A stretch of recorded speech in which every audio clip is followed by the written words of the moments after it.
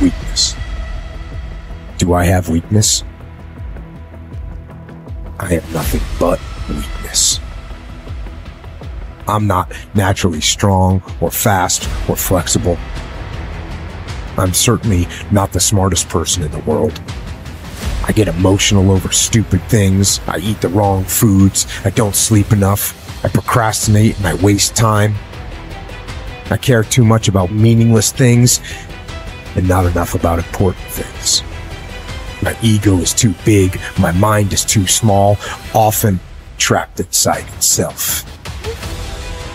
Now, all that being said, I have to say, a person's strength is often their biggest weakness, but their weaknesses can become strengths. Success, guys, a very, very lonely road, man. Along that road, you're not going to see too many friends. You see your shadow most often. You got to trust in the heart of hearts. Inside what you're doing, what you believe in, is worthy cause, a winnable fight. I wish I could tell you you're tired, go take a break. I wish I could tell you you're tired, rest for a year. I wish I could tell you that it's gonna get easier. I wish I could tell you it's gonna get easier. I wish I could tell you that if you just keep going, it's gonna get lighter. I dare you to take a stand today to say no more. I will no longer accept this for my life. I dare you to take action today. I dare you to write your goals down and get someone to hold you accountable. I dare you to hold yourself accountable. I dare you to give up everything that is keeping you from your dream, to say no to all the negative influences. I dare you to pick up a book instead of a drink. I dare you to work harder than you think you did yesterday. I dare you to prove them wrong. I dare you to prove yourself right. I dare you to stand up as a man or as a strong woman, as whoever you are, and declare that you are going to claim a bigger and better life for yourself. When you get to the point where enough is enough, when you get to the point where it hurt real bad, when you get to the point when it's over, when they're tired, when they're frustrated, when they're ready to give up, when they spent their last dime, that's when they get started. But what you cannot do is you cannot quit during the process. You cannot give up because it ain't what you see. You cannot give up. Pain is there to make you better. Without struggle, there can be no victory. And let me tell you, when you've been through pain, when you've fought for where you are, you ain't gonna let anyone take away what you got. When you've earned it and paid your dues and suffered and failed, been hurt and been down, and you get back up, when pain and struggle comes to face you again, you look it in the face and stand it down, because you've been through too much. You're too strong now. Everything that has happened to you up until this point has made you who you are, and it will continue to mold you into who you will be. How do you overcome the suffering of life? Be a better person. That's how you do it. Well, that's hard. It takes responsibility. And I think, if you said to someone, you want to have a meaningful life? Everything you do matters. That's the definition of a meaningful life. But everything you do matters. You're going to have to carry that with you. Or do you want to just forget about the whole meaning thing, and then you don't have any responsibility because who the hell cares? And you can wander through life doing whatever you want, gratifying impulsive desires for how useful that's going to be. And you're stuck in meaninglessness, but you don't have any responsibility. Which one do you want? Well, ask yourself, which one are you pursuing? And you'll find very rapidly that it isn't the majority of your soul that's pursuing the whole meaning thing, because, well, look what you have to do that. You have to take on the fact that life is suffering. You have to put yourself together in the face of that. It starts with yourself, man. You got to start diving into those things that you're afraid of. You don't gain confidence by going to a spot that makes you feel good. It's going to be a false reality. And the second life gives you that challenge, all you want to do is go back to what made you confidence, or what gave you confidence. Is that happy spot? What gives you confidence, what gave me confidence, was spending years at a kitchen table trying to learn how to read and write on my own. Realizing I can't learn the way you learn. I can't, but I can learn.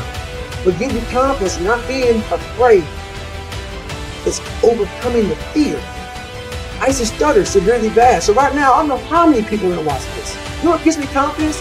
I no longer care if I sit here and start stuttering again. That's what gives me confidence, is facing these things, overcoming them. And maybe not overcoming them every day. Facing and facing and facing. Pretty soon like this, oh man, this is where it's at. It's not in that comfort zone. It's in the discomfort zone is where my confidence is getting built. Mm-hmm. That's where it's getting built. But people want an easier answer. There has to be an easier way. It's not. I'm sorry. I searched for it my entire life. You cheated, I did. You lied. I lied. I did everything. And I still felt empty. I walk around with a backpack with all my stuff with no car. And I walk around happiest person in the world. Have nothing. Happy as hell. It's because I found out the whole key to life. It's not in all that. You have to face yourself. So many people live to be 100 years old and they die miserable, having everything, because they never examine. I call it my live autopsy. You never examine this. Happiness, peace, enlightenment, it's all up here, man. It's all up here. And when I start talking like this, people are, man, I don't know. It's the truth, man. It's all up here. You just got to be willing to go and face it. And that's the hard part. Attitude is a reflection, a result of a person's will. It is incalculably powerful. It can bring about marvelous results for us, but we need to train it patiently, day by day. Now let's talk about the attitudes of people who are successful. The top 5% of the people who go sailing through life from one success to another, and who, even when they fail at something, shrug it off and head right out again. No matter who the person is or what he does, men and women in sales, business executives, people in all the professions, wives and mothers, students, top people in the armed forces, public servants, men and women in the service of religion, working men and women in all fields of endeavor. Wherever you find a person doing an outstanding job and getting outstanding results, you will find a person with the right kind of attitude. These people take the attitude toward themselves that they can accomplish what they set out to accomplish, that there's no good reason on earth why they can't be competent, successful.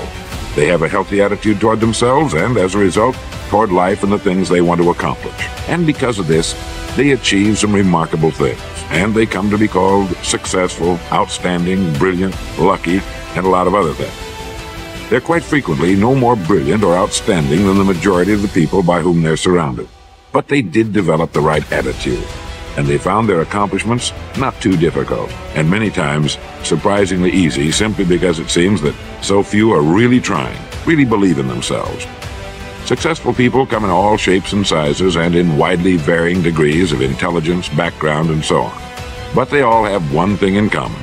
They expect more good out of life than bad. They expect to succeed more than they fail. If you want something worthwhile, take the attitude that there are a lot more reasons why you can have it than there are that you cannot, and set out to earn it. Go after it, work at it, ask for it, and 9 times out of 10, you'll get it. Our environment is really a mirror of our mental attitude. If we don't like our environment, we have to change our attitude first. Your ability and willingness to discipline yourself to accept personal responsibility for your life are essential to happiness, health, success, achievement, and personal leadership. Accepting responsibility is one of the hardest of all disciplines, but without it, no success is possible. The failure to accept responsibility and the attempt to foist responsibility for things in your life that make you unhappy onto other people, institutions, and situations completely distort cause and effect, undermine your character, weaken your resolve, and diminish your humanity. They lead to making endless excuses. There is a direct relationship between the acceptance of responsibility and the amount of personal control you feel you have over your life. This means that the more you accept responsibility, the greater sense of control you experience. There is also a direct relationship between the amount of control you feel you have and how positive you feel. The more you feel that you have a high sense of control in the important areas of your life, the more positive and happy you are in everything you do. When you accept responsibility, you feel strong, powerful, and purposeful, Accepting responsibility eliminates the negative emotions that rob you of happiness and contentment.